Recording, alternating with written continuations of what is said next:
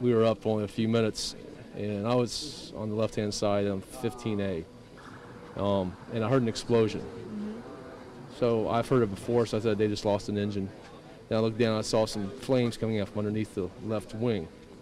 And I said, all right, this isn't good.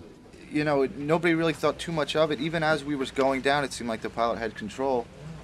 But once the stewardess started to panic, then everybody kind of realized what was going on. But until then, you know, maybe a minute before we went down and crashed, everybody, you know, didn't really think anything of it. My head hit the front seat pretty hard. But it jarred me back and I was okay. But then it was controlled chaos. It was, people started running over the seats. People started running up the aisle. No one was grabbing their seats like you're supposed to because you're in the water. And at that point in time, it was people were grabbing their luggage. It was pretty much, it was controlled chaos. For a second, I just thought that I was going to die right there in a plane, you know. I was just going to drown to death.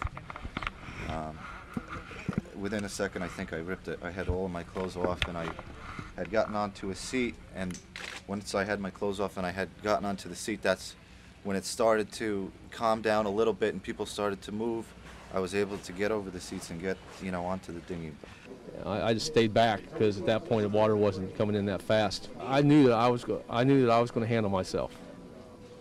I didn't even have any fear until I got on the boat and I slid across the boat and I couldn't stand up. And you started shaking. My legs were, and someone helped me up. They said keep moving, and I did.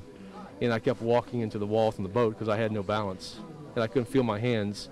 You know, you're happy to be alive, really, and honestly, you're glad to know that everybody else on the plane is okay.